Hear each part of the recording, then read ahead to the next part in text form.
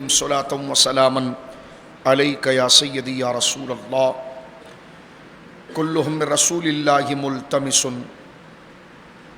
غرفا من البحر اور اشفا من الدیم منزہ عن شریک فی محاسنہ فجوہر الحسن فیہ غیر منقسم ثم الرضا نبی بکر وعن عمر وعن علی وعن عثمان ذی الکرم مولایا صلی وسلم دائما سرمدا علی حبیبک خیر الخلق کلہم۔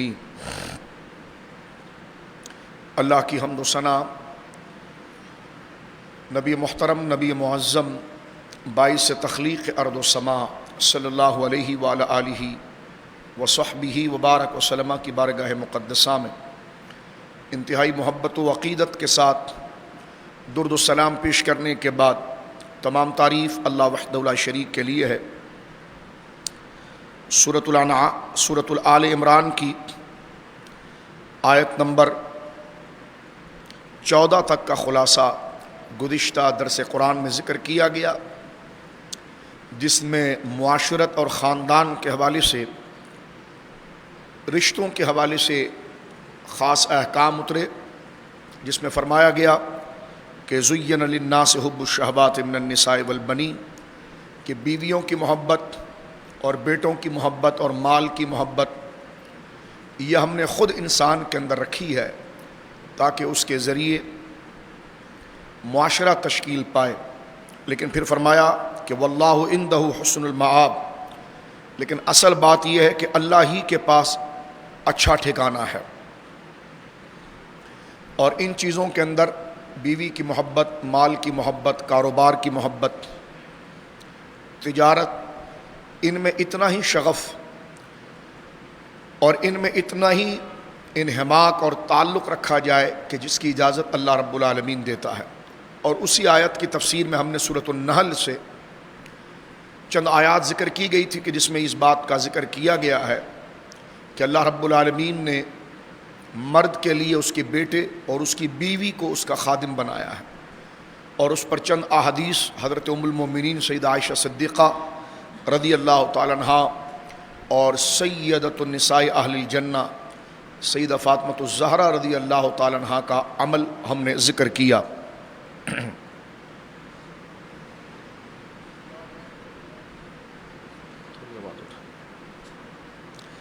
آج آیت نمبر 15 کا خلاصہ ذکر کیا جا رہا ہے۔ ذہن حاضر رکھ کر اگر توجہ کریں گے تو قرآن کی آیت کا وہ ربط اور پچھلی آیت سے اس کا تعلق ظاہر ہو جائے گا۔ پہلے فرمایا گیا آیت نمبر 14 کے اندر کہ ہم نے خاندان کی محبت اور خاندان میں سے بیویوں کی محبت، اولاد کی محبت، بچوں کی محبت، زندگی گزارنے کے لیے کاروبار، اس کی محبت کو ہم نے تمہارے اندر رکھا ہے، لیکن مومن کے لیے اصل ٹھکانہ جو ہے وہ اللہ کے پاس ہے۔ اب آیت نمبر 15 سے مزید وضاحت کی جا رہی ہے کہ مومن کے لیے اس دنیا میں دل لگانا زیادہ معتبر اور زیادہ بہتر ہے یا اپنی آخرت کی تیاری زیادہ بہتر ہے۔ پہلے عرض کیا جا چکا ہے کہ سورہ آل عمران 200 کے قریب آیات اس کی ہیں، اور ابتدائی 80 کے قریب آیات جو عقائد سے متعلق ہیں۔ اب عقیدے کی اصلاح کی جا رہی ہے اور ارشاد ہو رہا ہے قل، اے نبی مکرم صلی اللہ علیہ وسلم آپ ارشاد فرمائیے، او انبئکم، کہ میں تمہیں کیا اس بات کی خبر نہ دوں، بخیر من ذالکم، جو ان تمام سے بہتر ہے، جو دنیا اور دنیا کی تمام نعمتوں میں سب سے زیادہ بہتر ہے، اور وہ کیا ہے؟ للذین اتقوا عند ربہم، وہ اللہ سے ڈرنے والوں کے لیے ہے، ان کے رب کے پاس کیا ہے؟ وہ جنات، وہ باغات ہیں، جنتیں ہیں۔ جنت عربی زبان میں باغ کو کہتے ہیں، گارڈن۔ جنات وہ باغ ہیں، کیسے باغ ہیں؟ تجری من تحت الانہار، جس کے نیچے سے نہریں بہتی ہیں۔ خالدین فیہا، اور جو اہل ایمان اور متقی ہیں وہ اس میں ہمیشہ رہیں گے۔ فرما فیہا وازواج مطہرۃ، اور پاکیزہ ان کے لیے بیویاں ہیں، ورضوان من اللہ، اور سب سے بڑی بات یہ ہے کہ ان کو اللہ کی رضا، اللہ کی رضوان، اور اللہ ان سے ہمیشہ کے لیے راضی ہو جائے گا۔ واللہ بصیر بالعباد، اور اللہ بندوں کو خوب دیکھنے والا ہے۔ یہاں آیت نمبر 15 ختم ہو جاتی ہے۔ آیت نمبر 16 شروع ہوتی ہے کہ جو اللہ کے پسندیدہ بندے ہیں، جو آخرت کو پسند کرتے ہیں دنیا کے مقابلے میں، اور آخرت کو ترجیح، اور آخرت کو اور اللہ سے ملاقات کو دنیا کے اوپر فوقیت دیتے ہیں، درجہ دیتے ہیں، اس کو اہمیت دیتے ہیں، تو فرمایا ان کی عادت یہ ہے کہ وہ اپنے رب سے بار بار یہ کہتے ہیں، الذین یقولون، وہ لوگ ہیں جو اہل جنت ہیں۔ ان کی نشانی کیا ہے کہ جو اہل جنت ہیں، کہ جنہیں اللہ دائمی جنت عطا فرمائے گا، اور دنیا کے رشتے ناطے کے مقابلے میں جو اللہ کے پاس جو نعمت ہے وہ قدر والی ہے۔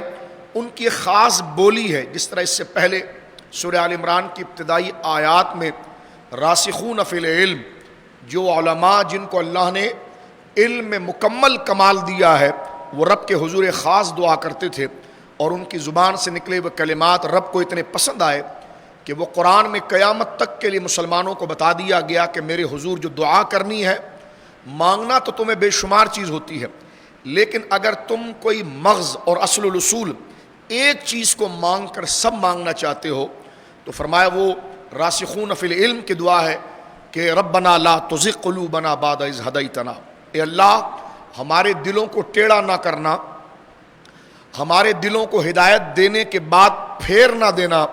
ربنا لا تزغ قلوبنا بعد اذ ہدیتنا وہب لنا من لدنک رحمہ، اور اپنی جانب سے ہمیں کامل رحمت اور انعام عطا فرما، انک انت الوہاب، بے شک تو عطا کرنے والا ہے، ہبہ کرنے والا ہے۔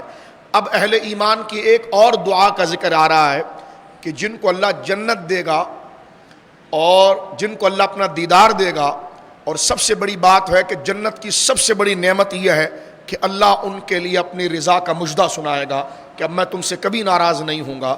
تو اللہ کی طرف سے ملنے والی نعمتوں میں سب سے بڑی نعمت اللہ کی رضا ہے، کہ اللہ راضی ہو جائے، اور اس بات کا اللہ وعدہ کر لے کہ اب میں تم سے کبھی ناراض نہیں ہوں گا۔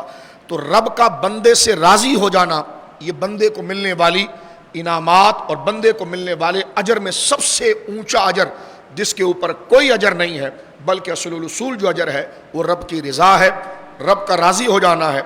تو جنتی جو لوگ ہیں جن سے اللہ راضی ہوگا، آگے حدیث پاک ہم پڑھیں گے، ان کا ایک انداز ہے، ظاہر سی بات ہے جتنے سمجھدار لوگ ہیں اسی طرح کی بولی وہ بولتے ہیں، جتنے اللہ کی معرفت اور اللہ کی پہچان انہیں ہے اسی طرح کی بات کو وہ اللہ سے مانگتے ہیں۔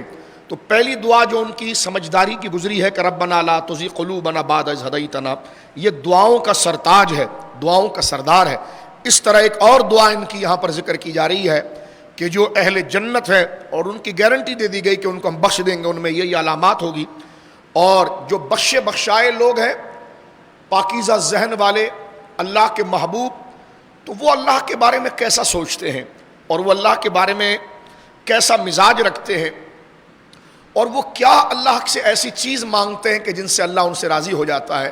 تو اللہ رب العالمین نے اپنی رحمت سے ان کی تنہائی کی دعا جو ان کے اور رب کے درمیان تھی، اللہ نے اسے پردے ہٹا کر قیامت تک کے لیے اپنے بندوں کو بتا دیا کہ مجھ سے یہ چیزیں مانگو گے تو میں تمہیں ان میں شامل کر دوں گا۔ فرما الذین یقولون، کہ وہ جو لوگ ہیں وہ یہ کہتے ہیں کہ ربنا، اے ہمارے رب، اننا آمنا، کہ بے شک ہم ایمان لائے، فاغفر لنا، سو ہمارے گناہوں، فاغفر لنا ذنوبنا، ربنا اننا آمنا فاغفر لنا ذنوبنا، اے ہمارے رب بے شک ہم ایمان لائے تو تو ہمارے گناہوں کو بخش دے، وقنا عذاب النار، اور ہمیں دوزخ سے بچا۔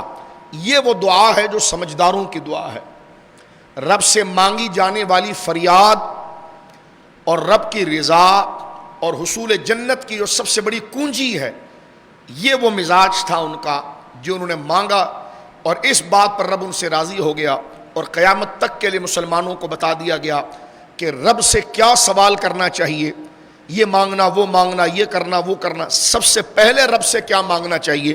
تو فرمایا کہ رب سے اپنے گناہوں کی مغفرت مانگنی چاہیے اور عذاب جہنم سے نجات مانگنی چاہیے۔ پھر آگے فرمایا یہ کون لوگ ہیں جو اس قسم کی بولی بولتے ہیں، جنہیں ہم نے جنت دے دیا؟ فرمایا ان میں ایک عادت ہے، وہ کیا ہے؟ الصابرین والصادقین، وہ ہر مشکل کو برداشت کرنے والے ہیں.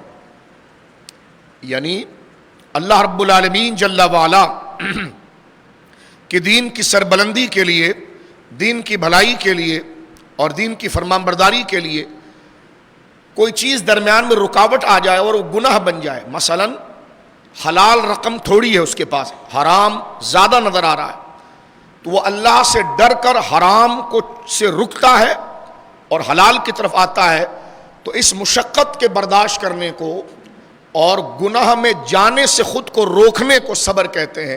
فرمایا وہ ہمارا بندہ ہمارے مراقبے میں ہوتا ہے اور ہمیشہ وہ اس نگرانی میں رہتا ہے کہ میرے رب کو مجھے اس کا جواب دینا ہے. تو فرمایا جن کو ہم نے دائمی جنت عطا فرمائی ہے، جن کی بولی ہے کہ وہ کہتے ربنا آمنا فاغفر لنا ذنوبنا وقنا عذاب النار، ان کی عادت کیا تھی، ان کی پریکٹیکل لائف کیا تھی؟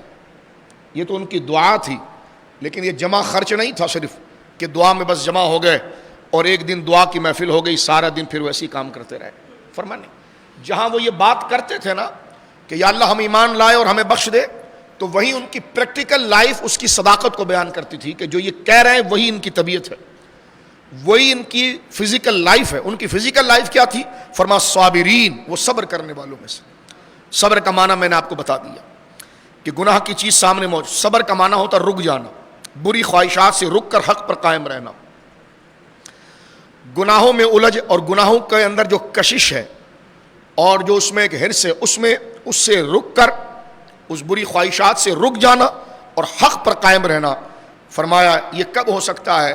کہ جب اللہ سے ملاقات پر یقین ہو اور اللہ کے حضور جواب دہی پر یقین ہو. تو فرمایا وہ رک جاتا ہے. مثلا آگ اگر جلا دی جائے، سامنے آگ، فرض کیجئے کہ ہم یہاں پر ایک آگ جلائیں اور کوئی آپ سے کہے کہ اس آگ میں ہاتھ ڈالیے، آپ کو آگ جلائے گی نہیں، لیکن آپ اپنے ہاتھ کو روکے رکھیں گے، نہیں ڈالیں گے. تو یہ رکنا اس سے یہ صبر ہے.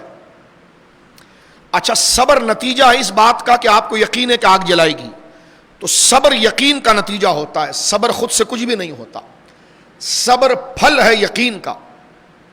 ظاہر سی بات ہے کہ جب آپ کو یقین ہے کہ اگر کوئی بندہ کہے کہ نہیں آگ آپ کو جلائے گی نہیں، آپ ہاتھ ڈال دیں، یہ آپ کو آگ تو نظر آ رہی ہے لیکن وہ اور آگے جو جلاتی ہے اس میں آپ ہاتھ ڈالیں گے تو آپ کو بالکل ٹھنڈا ٹھنڈا محسوس ہوگا. لیکن آپ نے ایک یقین کر لیا ہے کہ نہیں یہ بندہ غلط بات کر رہا ہے، یہ آگ جلائے گی، تو یہ جو یقین آپ نے کیا اس لیے آپ ہاتھ نہیں ڈال رہے اور ہاتھ پیچھے گھسیٹ رہے ہیں.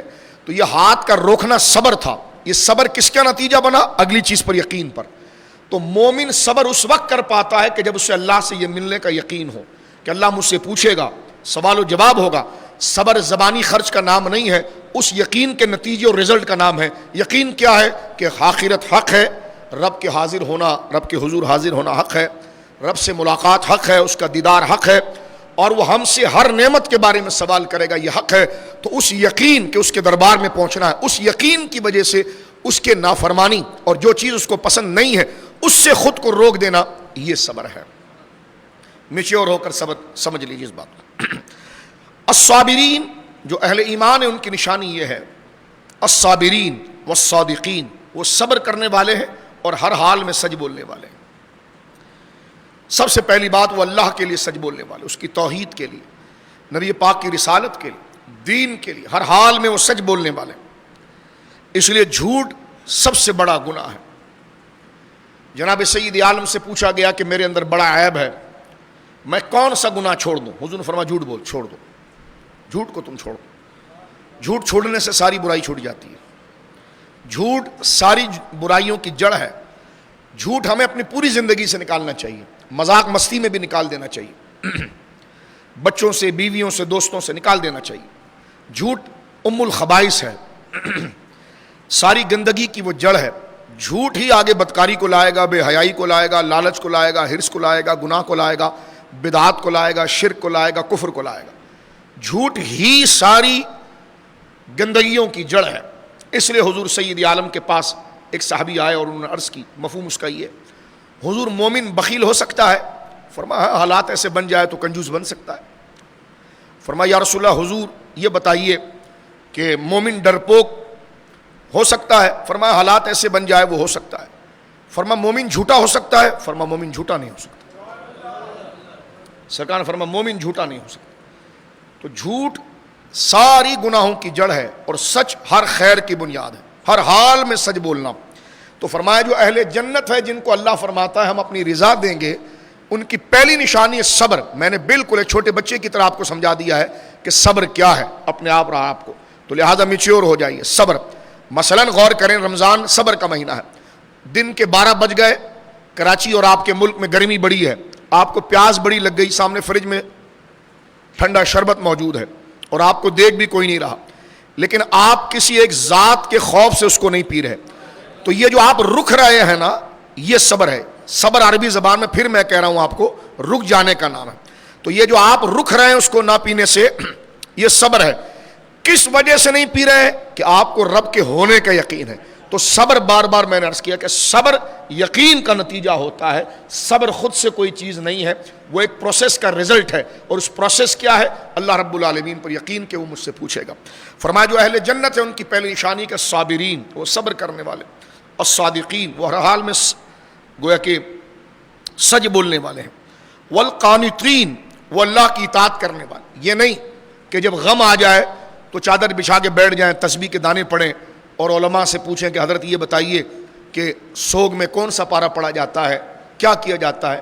بالکل اچھی بات ہے، خدا نہ کرے کسی پر سوگ اور غم آ جائے تو وہ شریعت ہی سے ہدایت لے گا کہ غم کو کیسے گزارا جاتا ہے.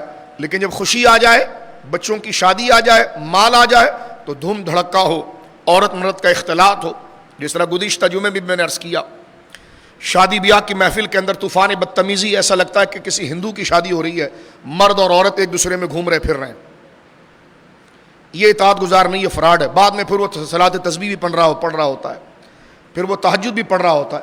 تو اللہ والے جھوٹے نہیں ہوتے ہیں. جہاں وہ گڑ گڑا کر دعا مانگتے ہیں تو ان کی پریکٹیکل لائف اطاعت والی بھی ہوتی ہے. تو فرمایا والقانتین، وہ حال میں اللہ کی اطاعت کرنے والے ہوتے ہیں، اعلانیہ رب سے کی نافرمانی اور گناہ کرنے والے نہیں ہوتے. تو لہٰذا ان کی رسومات، ان کی نجی زندگی بھی اللہ رب العالمین کے اعلانیہ نافرمانی سے بچی ہوئی ہوتی. جس طرح میں نے شادی بیاہ کے حوالے سے عموماً یہ ہوتا ہے کہ میں اور آپ اطاعت گزار، وفا شعار، فرمان بردار اس وقت بن جاتے ہیں کہ جس وقت ہمارے پر کوئی غم آ جائے تو اس وقت اللہ یاد آ جاتا ہے، اور پھر ٹوپی پہن کے مسجد میں بیٹھے ہوئے ہوتے ہیں. پہلی صف کے اندر تسبیح کے دانے پڑھنا بہت اچھی بات ہے، پہلی صف میں آنا بہت بڑا انعام ہے. تسبیح شریف کو لے کر اپنے ہاتھ میں کلمات پڑھنا، اس کا کوئی انکار نہیں، بہت شرف کی بات. لیکن جیسی مال کی فراوانی ہو جائے اور شادی بیاہ یا خوشی کے لمحات آ جائے تو یہی وہ بندہ تھا جس کے منہ پر سفید داڑھی تھی اور عورت اور مرد کے اجتماعی اختلاط کے اندر وہ ایک جگہ پر نہاری روٹی لے کر کھا رہا ہوتا ہے. کہتے آپ تو برادری کے بڑے، کہتے کیا کرتے ہیں برادری والے بچے؟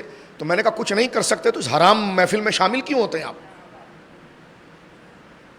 آپ کسی جگہ پر مسجد کی انتظامیہ میں ہوں گے، کسی جگہ پر آپ بڑے بزرگ ہوں گے، کسی جگہ پر پہلے نمازی ہوں گے.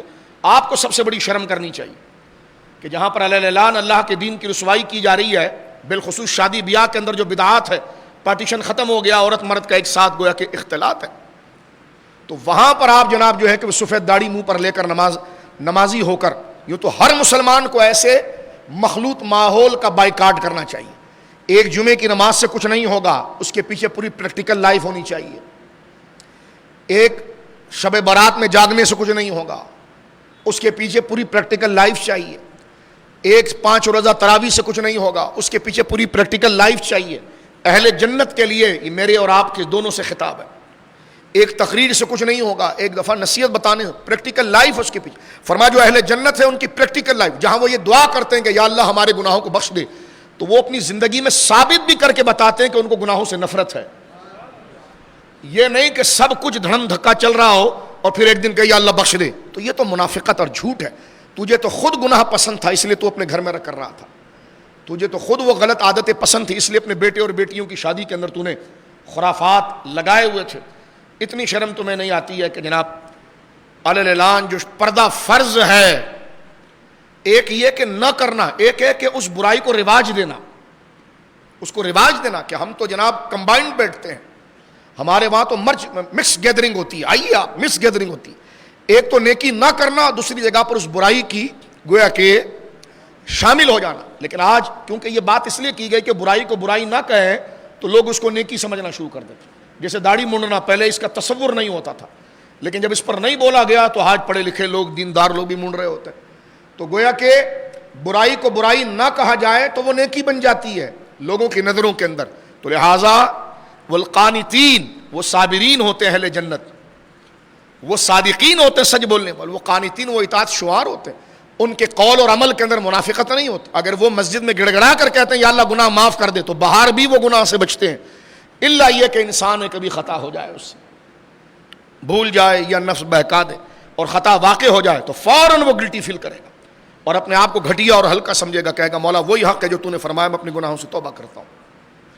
رمضان کے 1 مہینے کے لیے گویا کہ سوسائٹی کے اندر اسلام قبول کر لینا اور بعد میں نمازوں کو چھوڑتے رہنا، یہ تضاد ہماری زندگی سے جب تک نہیں نکلے گا اس وقت تک میرے دوستو کلمے کا ذائقہ نہیں آئے گا اور ہم اپنی زندگی غفلت کے ساتھ گزار رہے ہیں اور آہستہ آہستہ موت کے دہانے ہم پہنچ رہے ہیں.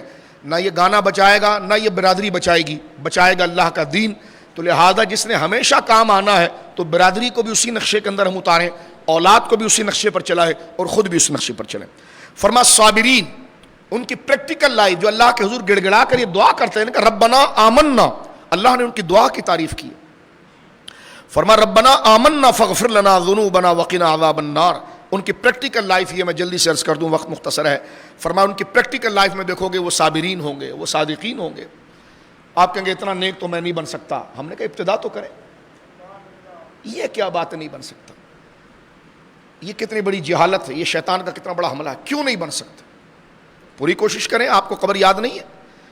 آپ کے سر کو کفن کے ساتھ گانٹ لگائی جائے گی، پاؤں کو گانٹ لگائی جائے گی اور یہ کر و فر سب وہیں پر رہ جائے گا. وہاں پر کام قرآن واضح طور پر سورہ آل عمران مجھے اور آپ سب کو مخاطب کر رہا ہے. تو فرمایا صابرین وہ صبر کرنے والے ہیں، صادقین وہ ہر حال میں سچ بولنے والے، والقانتین وہ ہر حال میں اطاعت وفا شعار رب کی ہی رضا کو آگے رکھنے والے، والمنفقین وہ ہر حال میں اللہ کی راہ میں خرچ کرنے والے. اللہ کی راہ میں خرچ کرنا، مہر 10,500، ڈھول بجانے والوں کو 1,00,000 روپیہ. مہر ہے 500 روپے نقد، 10,000 اندر طلب، جو گزشتہ جمعے میں نے کہا تھا. ہمارے وہاں مہر کی رسم ہے. قرآن کہہ رہا ہے مہر میں رقم بڑھاؤ. ہم ویڈیو بنانے والے کو لاکھوں روپے دیں گے، ڈھول بجانے والوں کو لاکھوں روپے دیں گے. جس کی کوئی حاجت ہی نہ وہ شرن جائز ہے. ایک ڈش رکھی جا سکتی ہے ولیمے میں، لیکن ہم اپنی کر و فر دکھانے کے لیے 15 ڈشیں رکھیں گے. 500 آدمی کا کھانا ہے، بنائیں گے 1500 کا، تاکہ پتہ جو چلے حضرت کی بیٹی کی شادی ہے. ایک اسراف اور گناہ جس کی اجازت نہیں ہے. لاکھوں روپے کا ہال لیں گے، 5 لاکھ روپے کا ہال لیا مہندی کے لیے، 10 لاکھ کا لیا ولیمے کے لیے، 15 لاکھ کا لیا فلانا فنکشن کے لیے. اور مہر کیا جی؟ ابھی میں مسجد میں فرمایا 500 روپے نقد ہے، 10,000 اندر طلب ہے. تو شرم کرنی چاہیے. فرما والمنفقین، مومن وہ ہے جو خیر کے کام میں بڑا کر دیتا ہے. مطالبہ ولیمے کی کثرت کا نہیں ہے، مطالبہ ڈھول دھماکے کا نہیں ہے، مطالبہ بڑے بڑے ہال لیں. ہاں رشتہ دار اگر زیادہ ہیں تو اس کی گنجائش نکل سکتی ہے، لیکن مطالبہ نکاح کے اندر مہر کا ہے کہ مہر بڑا کر دو. کہتے نہیں دولہا غریب ہے، تو میں نے کہا ادھار مانگ مانگ کر وہ شادی بیاہ کی رسمیں بنا رہا ہے.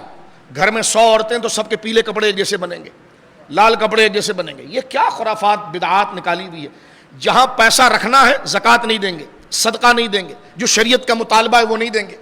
گھر میں بہنیں غریب ہیں، ان کے بچے پڑھنے کے لائق نہیں، جو ان کے بہنوئی ان کی آمدنی کم ہے، یا جناب پڑوس میں ادھر خیر نہیں کریں گے، خیر کے کام باہر لے جا کر کریں گے. تو فرمایا نہیں، جو اہل جنت ہیں ان کے اندر سنجیدگی ہوتی ہے. یہ خطاب میرے اور آپ دونوں سے.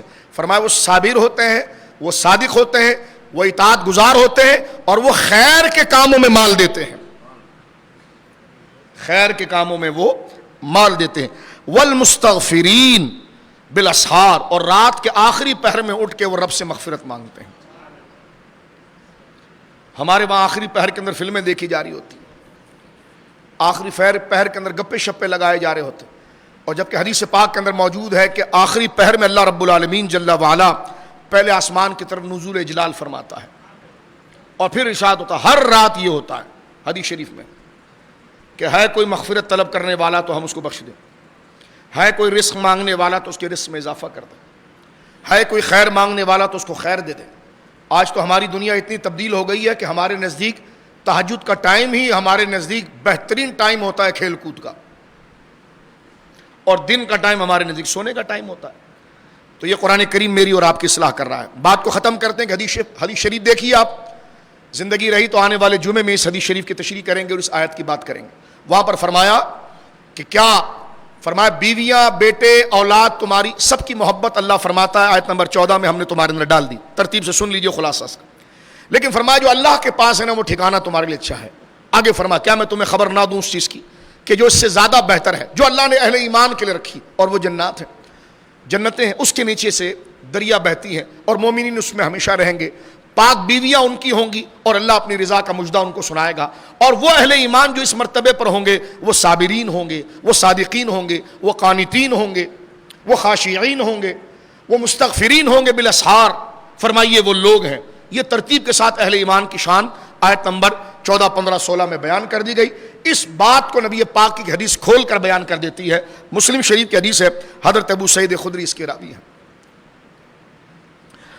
حدیث پاک بڑی توجہ کے ساتھ سن لیجئے۔ فرمایا کہ اللہ رب العزت اہل جنت سے فرمائے گا جب وہ جنت میں پہنچ جائیں گے انشاءاللہ اس کے فضل سے، انشاءاللہ اللہ رب العالمین جل وعلا اہل جنت سے فرمائے گا اے اہل جنت، وہ کہیں گے لبیک اے ہمارے رب، ہم تیری اطاعت کے لیے حاضر ہیں اور تمام خیر تیرے ہاتھوں میں ہیں۔ اللہ تعالیٰ فرمائے گا کیا تم راضی ہو گئے؟ جو میں نے تم سے وعدہ کیا تھا جنت میں ساری چیزیں تمہیں دے دی، جو پریشانیاں تم نے زمین پہ اٹھائی تھی، انہوں نے کہا مولا اس سے کئی گنا زیادہ ہمیں مل گیا۔ وہ کہیں گے رب ہم کیوں راضی نہیں ہوں گے؟ تو نے ہمیں وہ نعمتیں دی ہے جو تو نے اپنی مخلوق میں کسی کو نہیں دی۔ اللہ تعالیٰ فرمائے گا کیا میں تمہیں سب سے افضل نعمت نہ دوں؟ سبحان اللہ۔ یہ سب سے کائنات کی سچی شخصیت جن کی زبان سے خدا کا کلام جاری ہوتا ہے، جناب سید عالم فرماتے اللہ فرمائے گا اہل جنت سے یہ ساری نعمتوں کا تم نے اعتراف کر لیا، لیکن میں سب سے افضل اور سب سے اعلیٰ نعمت میرے بندوں تم کو نہ دے دوں؟ اس کے بعد فرمایا جی میرے مولا اپنے فضل سے عطا فرمائیں۔ تو اللہ رب العالمین فرمائے گا کہ میں تم پر اپنی رضا کو حلال کر دیتا ہوں، اس کے بعد میں تم سے کبھی ناراض نہیں ہوں گا۔ اللہ اکبر، اللہ اکبر۔ اللہ کی نعمتوں میں سب سے بڑی نعمت کیا ہے؟ کہ اللہ راضی ہو جائے۔ اس لیے ہم صحابہ کو کہتے رضی اللہ تعالی عنہ۔ شیعہ کہتا ہے کہ یہ رضی اللہ تعالیٰ عنہ کیا ہے؟ تو میں نے کہا تیرے کو جنت سے کوئی تعلق ہی نہیں تو تجھے اب کیا پتہ رضی اللہ؟ وہ کہہ گا جی علیہ الصلوۃ والسلام، علیہ الصلوۃ والسلام، علیہ الصلوۃ والسلام۔ میں نے کہا رضی اللہ تعالیٰ عنہ یہ سب سے بڑی رضا ہے، اللہ کا سب سے بڑا انعام راضی ہونا ہے، اور یہ مجدہ اللہ رب العالمین نے صحابہ کو سنایا ہے۔ اس لیے اہل ایمان صحابہ کرام رضوان اللہ اجمعین کو رضی اللہ تعالیٰ عنہ کہتے کہ اللہ راضی ہوا۔ ایگریمنٹ جب لکھا جاتا ہے تو پاسٹ کے صیغے کے ساتھ لکھا جاتا ہے۔ جب کوئی ایگریمنٹ ہوتا ہے تو وہ پاسٹ کے لفظ سے ہوتا ہے، یہ نہیں کہ میں ابھی کر رہا ہوں، نہیں، آپ لکھتے ہیں کہ یہ ہوا ہمارا اور اس پر آپ سگنیچر کرتے ہیں۔ یہ ایگریمنٹ اور معاہدے کا طریقہ ہوتا ہے۔ آپ دیکھیے جو بھی آپ پڑھتے ہیں کرتے ہیں، تو یہاں پر بھی رب نے ماضی کا صیغہ ذکر فرمایا رضی اللہ عنہ، اللہ راضی ہوا ان سے، اور فرمایا والسابقون الاولون من المہاجرین والانصار، اے حبیب تیرے وہ صحابہ جو سب سے پہلے ایمان لائے انصار و مہاجرین میں سے، والذین اتبعوہم باحسان، اور جو بھلائی کرے ان کی پیروی کرے، ان جیسے صحابہ کے پیروی کرے، ان کے ساتھ چلے، تو فرمایا رضی اللہ عنہم، ہم ان سارے صحابہ سے راضی ہو گئے ہیں، ورضوا عنہ، اور اللہ رب العالمین ان سے راضی ہوا اور وہ اللہ سے راضی ہو گئے۔ تو اللہ کے انعام میں سب سے بڑا انعام، پھر ایک آخری جملہ سنیے بات ختم کرتے ہیں، اس کی رضا۔ سب سے بڑا گناہ اس کی ناراضگی، سب سے بڑا گناہ اس کی ناراضگی۔ تفسیر مدارک کے اندر موجود ہے، حضرت امیر معاویہ رضی اللہ تعالیٰ عنہ بیٹھے ہوئے تھے کہ ایک بندہ آیا اور اس نے کہا کہ حضور میرا بیٹا نہیں ہے، بیٹیاں ہی ہیں۔ تو حضرت امیر معاویہ نے فرمایا کہ امام حسن آ رہے ہیں، ان سے تم دعا کرانا۔ یہاں تو کالے نے لڑائی لگوائی ہوئی ہے نا کہ جیسا بڑی جنگیں چل رہی ہے، لیکن حضرت امیر معاویہ کو امام حسن سے کیسی محبت ہے دیکھیں، یہ مدارک میں موجود ہے۔ تفسیر مدارک میں موجود ہے. فرمایا جب حضرت امام حسن آئے تو حضرت امیر معاویہ نے جو نصیحت کی تھی اس بندے کو، وہ آگے گیا اور اس نے جا کر حضرت مولا امام حسن سے کہا کہ حضور میرے لیے دعا کریں کہ میرے گھر بیٹیاں ہی یہ بیٹے نہیں ہیں. فرمایا استغفار کرو، توبہ کرو اللہ سے، وہ نعمت مل جائے گی. ایک بندہ آیا حضرت معاویہ کے پاس، کہنے لگا حضور میرے پاس مال نہیں. فرمایا مولا امام حسن سے دعا کراؤ. وہ گیا، اس نے کہا میرے کاروبار میں بینیفٹ فائدہ نہیں ہوتا ہے، میرے پاس کام کاج کچھ بھی نہیں ہے. آپ نے فرمایا استغفار کرو. آپ نے تیسرے بندے سے کہا کہ جا کے امام حسن سے پوچھو کہ یہ ہر ایک کو استغفار ہی سکھاتے ہیں، یہ کہاں سے دلیل پکڑتے ہیں. تو جب وہ بندہ گیا، سوال سکھایا جناب معاویہ نے. اب وہ جا کر مولا امام حسن سے پوچھتا ہے کہ یہ آپ ہر ایک کو وظیفہ استغفار کا دیتے ہیں. اس نے کہا مال نہیں، تو ہم نے کہا توبہ کرو. اس نے کہا بیٹے نہیں، تو فرمایا توبہ کرو. تو حضرت امام حسن نے حضرت نوح علیہ السلام سے سورہ نوح کی آیت پڑھی کہ جب ناراض رب ہو جاتا ہے تو بارشیں رک جاتی ہیں، خیر رک جاتی ہے. تو یہاں سے جہاں سیدنا امام حسن اور حضرت معاویہ کی محبت ثابت ہوئی، وہاں یہ بات پتا چلا کہ سب سے بڑی خرابی رب کی ناراضگی ہے، اور سب سے بڑا فضل اور سب سے بڑی نعمت اللہ کی رضا ہے. اللہ رب العالمین ہمیں ان آیات پر غور کرنے کی توفیق دے. گھر جا کر یہ مہینہ پاکی کا مہینہ ہے. حضور نے فرمایا کہ شعبان کا مہینہ پاکی کا مہینہ ہے، رمضان کا مہینہ معرفت کا مہینہ ہے. فرمایا شعبان میرا مہینہ ہے، رمضان اللہ کا مہینہ ہے. آیت نمبر 14 گھر میں جا کر پڑھیں، آیت نمبر 15 پڑھیں، آیت نمبر 16 پڑھیں، آیت نمبر 17. 4 یار کے صدقے 4 آیات کو آپ پڑھیں اور اس پر حاشیہ صد الافاضل کا پڑھیں تاکہ یہ بات ہمارے اندر آ جائے، تاکہ ہم تھوڑی دیر کے لیے جو گڑ گڑا کر اللہ سے دعا کرتے ہیں یا اللہ بخش دے، تو ہماری پریکٹیکل لائف اس کو جھٹلائے نہیں، بلکہ پریکٹیکل لائف بھی بتائے کہ جس گناہ کی معافی ہم مسجد میں مانگ رہے ہیں تو گلی میں بھی ہمیں وہ گناہ پسند نہیں ہے، شادی میں بھی ہمیں وہ گناہ پسند نہیں ہے، خوشی میں بھی ہمیں وہ گناہ پسند نہیں ہے، ناراضگی میں بھی ہمیں گناہ پسند نہیں ہے، تاکہ پتہ چل جائے کہ میں اور آپ جس چیز سے چھٹکارا چاہ رہے ہیں تو ہم منافق نہیں ہیں، ہماری زندگی واقعی میں اس چیز کو پسند نہیں کرتی. ایسا نہ ہو کہ وقتی طور پر چادر بچھا کر بڑی رات کو رو رو کر ہم دعا کریں یا اللہ گناہ معاف کر دیں، اور اس کے بعد پھر وہی کھاتا چل رہا ہو، تو یہ تو منافقت ہے. جس سے تو پناہ مانگ رہا تھا وہی تجھے سب سے اچھا لگ رہا ہے، اس لیے پیسہ خرچ کر کے تو وہ کام کر رہا ہوتا ہے، کیونکہ بندے کو وہ چیز پسند ہوتی ہے جس پر وہ پیسہ خرچ کرتا ہے اور اس کو رائج کرتا ہے، تنہائی میں وہ کام کرتا ہے. لہٰذا ہماری تنہائی اور ہماری خوشی یہ دلیل بننی چاہیے کہ زبان سے اگر ہم جہنم سے نجات مانگ رہے ہیں اور گناہوں سے توبہ مانگ رہے ہیں تو ہماری عملی زندگی بھی بتائے کہ ہمیں گناہ پسند نہیں ہونا چاہیے. اگر خدا نہ خواستہ کبھی ہو جائے اعلانیہ گناہ ہو تو لوگوں کے سامنے اعلانیہ توبہ کرے، پوشیدہ گناہ ہو تو پوشیدہ توبہ کرے. اس لیے میرے دوستو التائب من الذنب کمن لا ذنب لہ، نبی پاک نے فرمایا گناہ کر کے توبہ کرنے والا ایسا ہے، سچی توبہ کرنے والا، جیسا اس نے گناہ کیا ہی نہیں ہے. آپ کے کارخانے کا اگر کوئی کارکن، کوئی آپ کا کام کرنے والا بندہ کوئی غلطی کر لے اور زبانی جمع خرچ کرے آئندہ یہ غلطی نہیں کروں گا، لیکن آپ کہیں گے ایسا نہیں ہمیشہ کے لیے مانگ، تو ہم اپنے ماتحت کے لیے ہمیشہ کے لیے مانگتے ہیں اور رب کے آگے صرف تسبیح کے 100 دانے گھما لیتے ہیں استغفر اللہ استغفر اللہ، اور پھر چھوڑنے کا کوئی ارادہ نہیں ہوتا. تو اب آپ دیکھ لیجئے میں اور آپ کس قدر رسوائی کے راستے پر ہیں. اللہ رب العالمین نے جہاں یہ پڑھنے کی توفیق دی ہے تو خیر کا راستہ میرے اور آپ کے لیے اور ساری امت کے لیے کشادہ کرے، ہمیں عملوں کا، نیکیوں کا جذبہ دے اور گناہوں سے کامل نفرت عطا فرمائے. اور جو یہ دعا تھی اہل ایمان کی، ربنا آمنا، اے اللہ ہم تیرے پر ایمان لائے، مولا ہمارے گناہوں کو تو معاف فرما اور عذاب جہنم سے ہم تمام کو نجات عطا فرما. اللہم اجرنا من النار، اللہم اجرنا من النار، اللہم اجرنا من النار. ربنا تقبل منا انك انت السميع العليم واخر دعوانا الحمد لله رب